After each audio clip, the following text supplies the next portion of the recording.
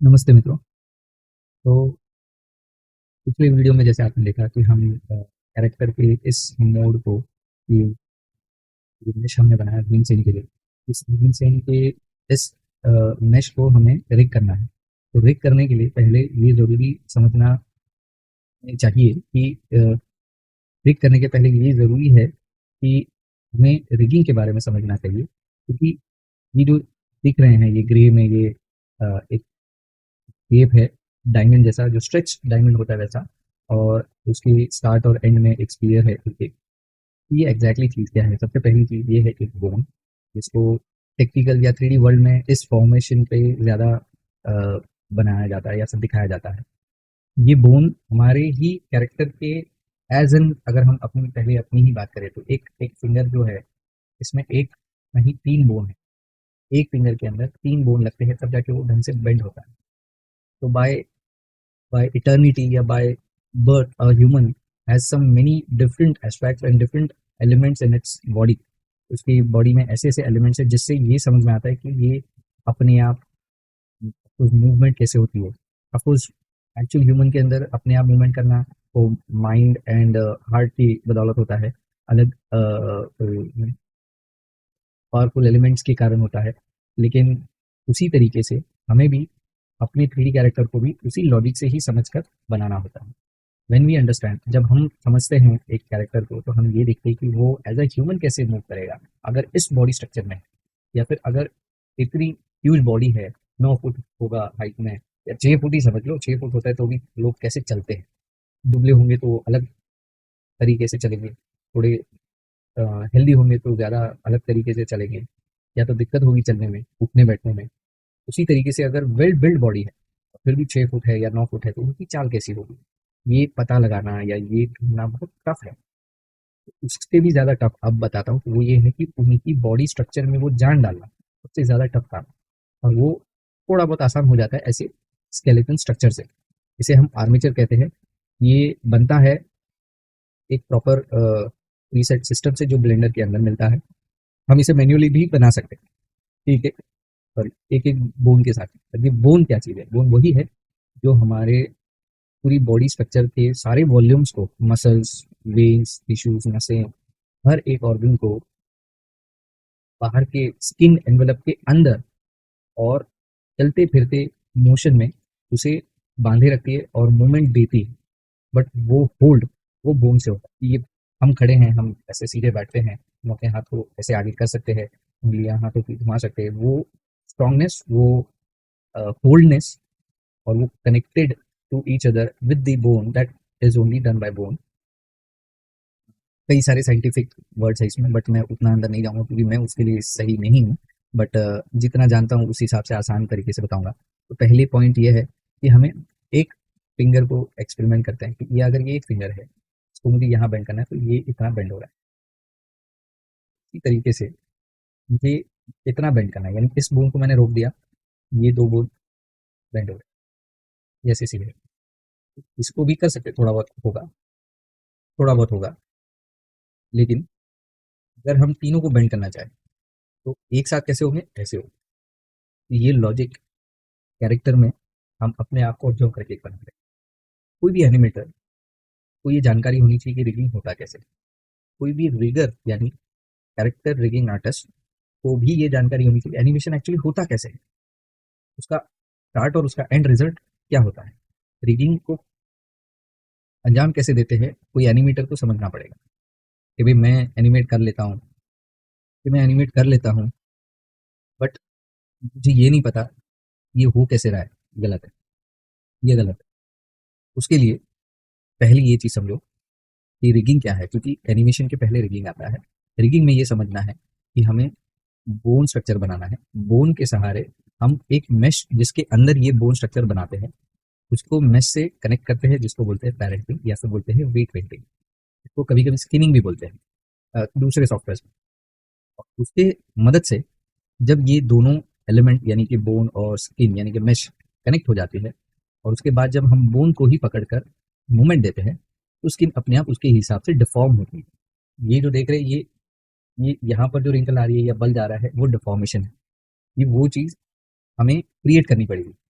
Problem और toughness वो है, ये क्रिएट करना। अब कई सारे लोग बोलेंगे कि अरे ये तो सभी लोग करते हैं, सबको आता है, सब पता है। कि पिछले एपिसोड के भी पहले एक वीडियो बनाया था, उसमें मैंने बताया था, स्टेटस अपडेट दिया था, तो उसमें भी मैंने बताया था कि ये शॉर्टकट होता है, क्योंकि हम वो समझ के ही चलेंगे, ये सब हो रहा है, हो जाएगा। एक क्लिक किया, स्ट्रक्चर बनाया, बॉडी साइज वैसे दे दिया और फिर कनेक्ट कर दिया, हो गया। इतना आसान नहीं है। तो फाइन करना पड़ेगा अगर आपको अच्छी क्वालिटी का रिग और अच्छी क्वालिटी का एनिमेशन बनाना है। समय लगाओ, क्यों नहीं। अगर आप उतना अमाउंट या उतनी मेहनत कर रहे हो, तो उतना समय भी देना ज़रूरी है। आपने मेहनत की, इसीलिए कम समय में होना चाहिए, ऐसा नहीं है।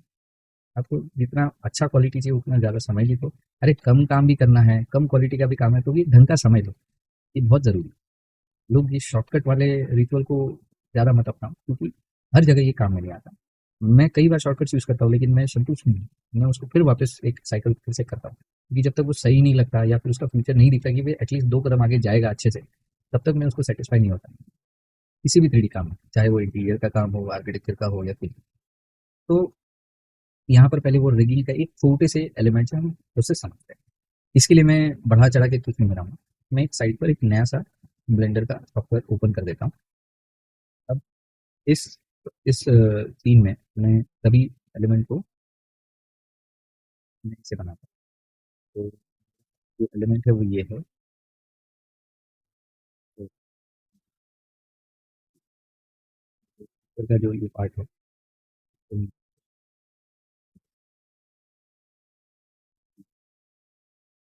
मैं पूरा ये- अब इसमें 2 सेगमेंट कट देता हूँ।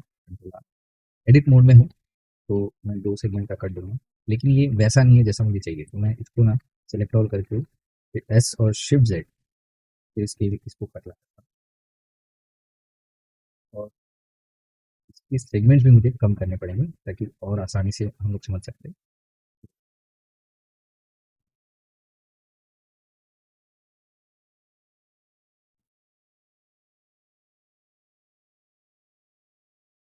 अल्टरनेट सेगमेंट्स को मैं कम कर रहा हूँ। पहले इसको सेलेक्ट करेंगे और फिर रिमूव कर देंगे, डिसॉल्व कर देंगे। वैसे मैं क्या बना रहा हूँ, मैं एक फिंगर का ही एक रेप्लिकेट टेंटेटिव शेप बना रहा हूँ। तो ये काफ़ी लग रहा है। और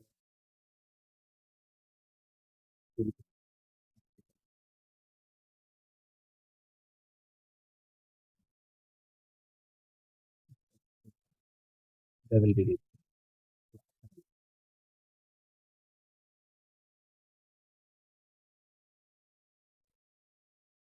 तो ये फ्रंट में है। अब मैं इसके हेल्प से मैं पहले एक और एक चीज़ बनाऊंगा, वो है बोर्ड, सिंगल बोर्ड। कहाँ बना ये, वायरफ्रेम मोड में आ जाता है। तो अभी इस बोन को मुझे एडिट करना है। यहाँ से इसको मैं रखूंगा। अगर मुझे एक और बोन इसके ऊपर बनाना है, तो ये जो एंड पॉइंट जो सिलेक्ट किया है मैंने बोन का, मैं उसको ई प्रेस करके एक और बोन जेड के साथ ऐसे एक्सट्रूड कर सकता हूँ। अगर ऐसा नहीं हो ठीक लगता, तो अब जी प्रेस करके इसको मैं एंड तक लेके गया, इसको सिलेक्ट किया, राइट क्लिक, सब डिवाइड, अपने आप फुल डिवीजन से 1 से 2 बोन बना देगा। तो ये बोन स्ट्रक्चर तो बन गया। इसके हेल्प से हमें इसको ब्रेक करना है और एक करके इसको एनिमेट। इसमें मैं थोड़ा चेंजेस लाऊंगा। पहली चीज तो ये है कि एडिट मोड से बाहर आ जाते हैं। अभी बोन को इस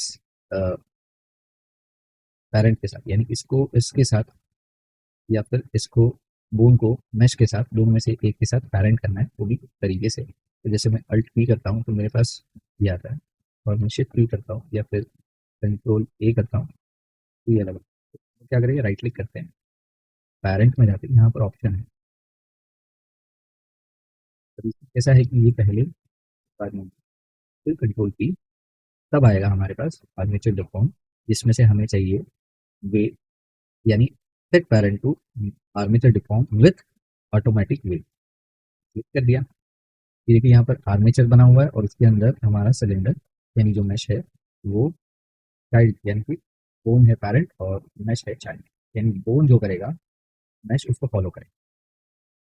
अब इसको मैं जस्ट और ट्राई, मैं क्या करता हूँ कि मैं इसको रोटेट करता हूँ। तो इसके लिए मुझे जाना पड़ेगा ऑब्जेक्ट मोड से एडिट अगर ऑब्जेक्ट मोड में रह के करते तो क्या होता है, फॉलो हो रहा है ठीक है, लेकिन ये पूरा का पूरा स्टिक करो, तो मुझे क्या करना है, एडिट मोड नहीं, मुझे पोज मोड, फिर इसको रोटेट करना। अब सारे एक साथ रोटेट करूँगा, मैं पहले इंडिविजुअल ओरिजिन रखता हूँ, पहले एक एक करके करते हैं। प्रॉब्लम देख रहे हैं क्या हो रहा है,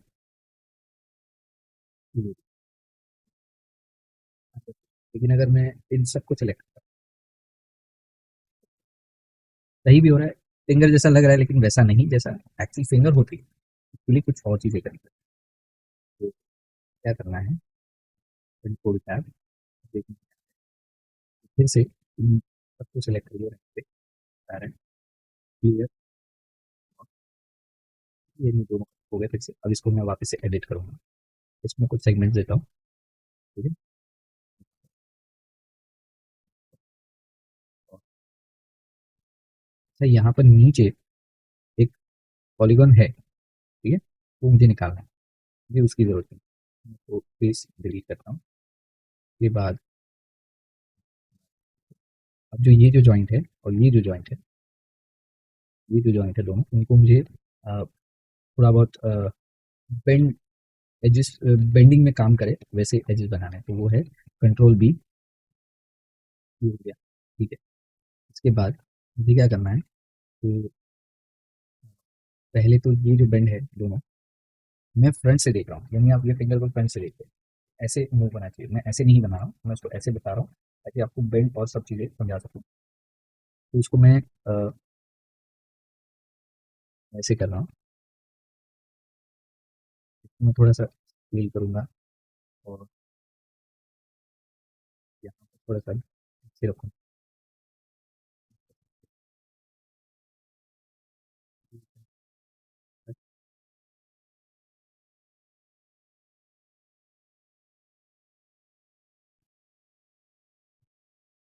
तो मैं इसको थोड़ा सा रोटेट करूँगा, फिर थोड़ा सा रोटेट, सेम इधर भी करना है।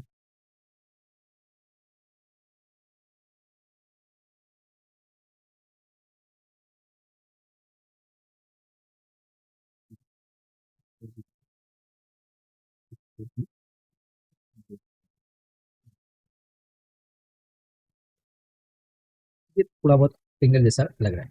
अब फिर से इसको,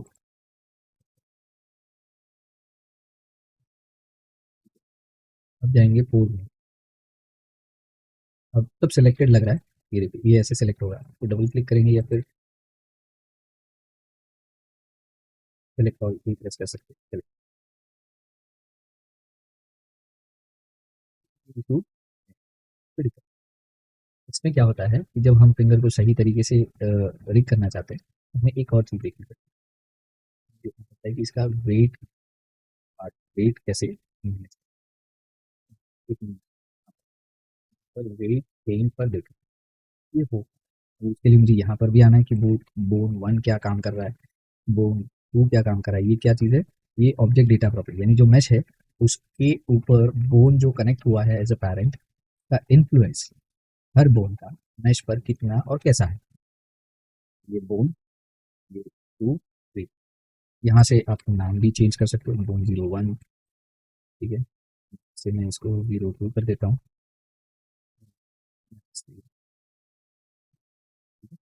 इसके बाद मुझे ये चेक करना है कि भाई ये बोन 1 में क्या हेल्प हो रही है, क्या क्या काम हो रहा है, तो मैं वर्टेक्स या फिर कोई चीज़ पर ध्यान दे सकता हूँ, देखते हैं। तो मुझे क्या करना है, यहाँ पर ड्रॉ है, देखिए average, smear, gradient, sample weight and annotate, जो ड्रॉ है उसमें कई दूसरे ऑप्शन है, मैं अभी फिलहाल से ड्रॉ रखता हूँ जो भी जैसा है। इसका वेट 1 है, यानी ये ऐसे क्लिक करूंगा तो वेट पेंट होगा। अच्छा, इसमें मैं एक्स और वाई ऑन कर सकता हूँ, वैसे तो एक्स और वाई ही होगा, बट मुझे नहीं लगता इसमें एक्स और वाई की भी जरूरत है। तो ये मैंने वेट पेंट करना है, तो ये इधर वेट काम करना चाहिए।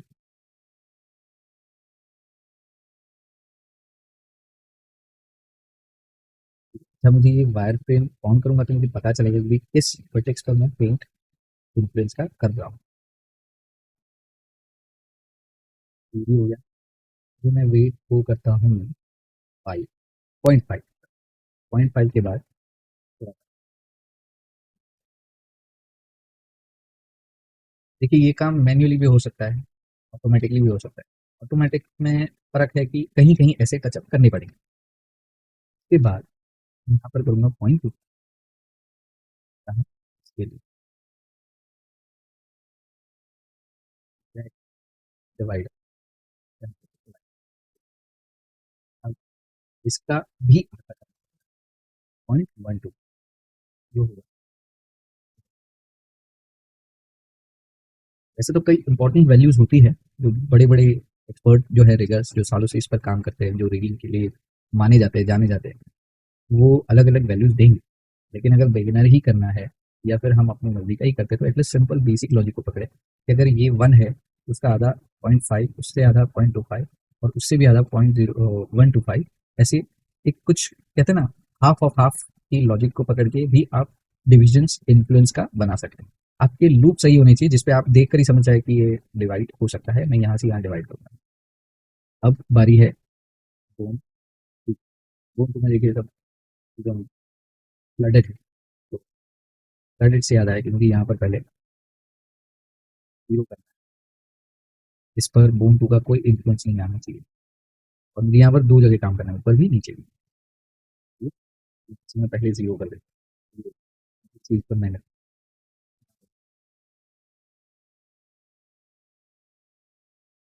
एक और चीज़ कि यहाँ पर जो मैं माउस से पेंट कर रहा हूँ, आप वैकॉम टैबलेट को भी कनेक्ट करके डिजिटल पेन टैबलेट से भी कर सकते हैं।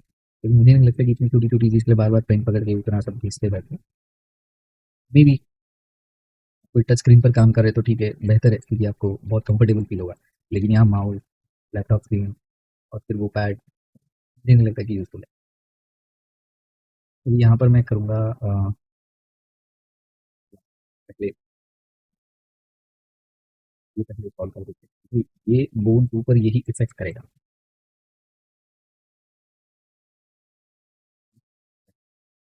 उसके बाद 5 यहाँ इफ़ेक्ट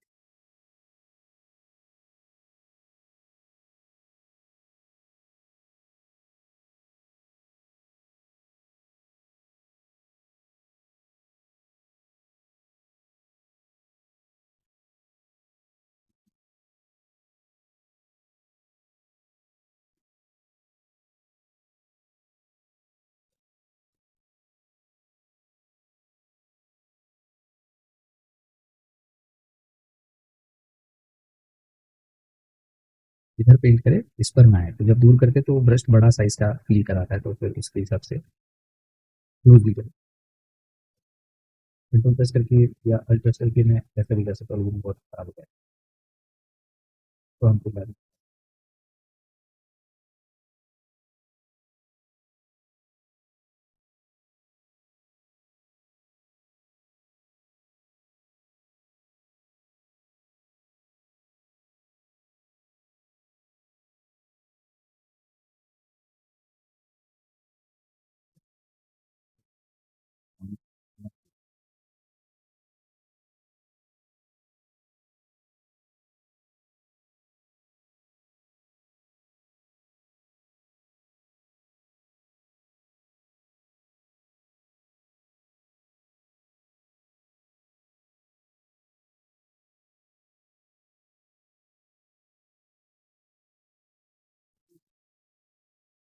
आवाज़ भी खराब हो गया।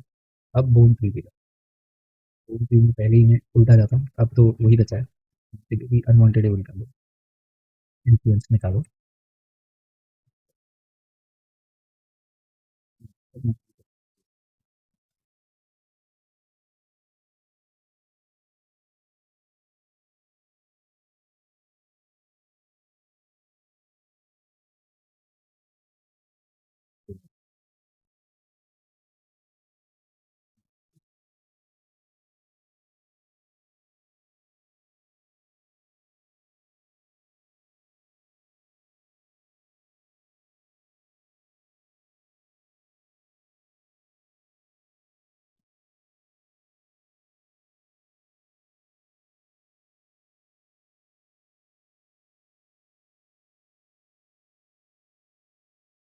जब लो पॉली होता है, वो ऐसे रीडिंग करना या वेट पेंट करना बहुत आसान हो जाता है। प्रॉब्लम तब होती है जब मल्टीपल सरफेसेस एक ही कैरेक्टर बॉडी में लगने वाले हैं और फिर रिगिंग के सहारे ऐसी वेट पेंट करनी पड़ती है और उसका इन्फ्लुएंस समझने में बहुत समय लग जाता है। तो इस चीज़ का ध्यान रखें। तो प्लान करें कि जो भी आप बना रहे वो एटलीस्ट इतने पॉलीगॉन्स में हो कि आपको उस पर वेट पेंट करने में भी दिक्कत नहीं आनी। इतने कम भी ज़रूरी नहीं, बट इतने ज़्यादा भी नहीं कि आप सिर्फ वर्टेक्स ढूंढते रहें।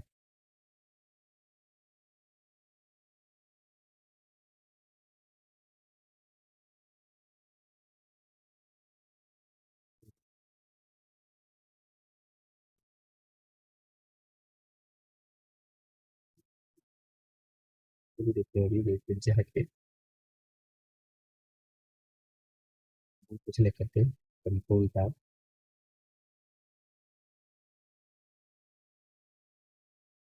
बूम को भी डिस्प्ले में फ्रंट कर सकता हूँ, तो बूम दिखेगा। रोटेट करके देखते हैं।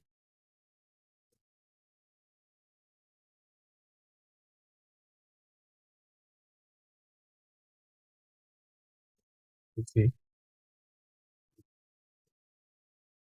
इन्फ्लुएंस नहीं हो रहा है। हम्म, ये बूम ये हो गए और अभी तो लग रहा है, पर पता नहीं क्या इशू आ गया। तो जो ट्राई करते हैं।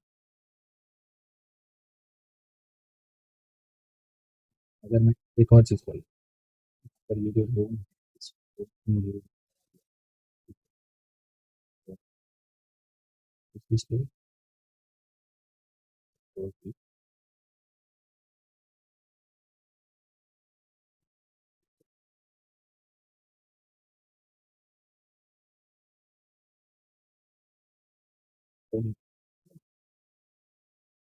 सही है। ये फिंगर का इफेक्ट आ गया और वाइट फिंगर हटा देता हूँ। इसको सेलेक्ट करके ये होता है। फिर भाई फिर इसमें और एक चीज़ है, तो पता नहीं ये सही से होगा कि नहीं। तो इस करके इसके रेगुलर पोज में आना पड़ेगा मुझे। रीसेट पोजीशन के बाद पोज करूँगा तो ये रीसेट पोजीशन के बाद अगर मैं यहाँ पर इन सबको कनेक्ट करूँ, जैसे मुझे ड्राइव करना है उसको, तो फिर ये काम ऐसे होगा और ये काम ऐसे होगा उसे बताने के लिए, तो मुझे क्या करना है कि इनको एक कनेक्शन देना पड़ेगा रिगिंग करने के लिए। तो वो एक अलग काम होता है। इसके लिए मुझे कुछ कंट्रोलर्स बनाने पड़ते हैं। हमेशा ये उंगली के अंदर की बोन्स को पकड़ के थोड़ी मूव करनी है। तो उसके लिए ज़रूरी है कि मैं उसको बाहर से एक ऐसा कंट्रोलर दूँ जिससे मैं उसको ऑपरेट कर सकता हूँ। तो ये हम नेक्स्ट किसी दिन समझेंगे या फिर नेक्स्ट वीडियो में भी समझ सकते हैं। देखते हैं क्या आउटकम हम कर सकते हैं नेक्स्ट वीडियो में। तो आज के लिए इतना काफ़ी। तो मिलता हूँ नेक्स्ट वीडियो में। शायद नेक्स्ट वीडियो में मुझे कुछ बोलने की ज़रूरत पड़ेगी नहीं, लेकिन कोशिश करूँगा अगर कुछ इंपॉर्टेंट है। Thank you.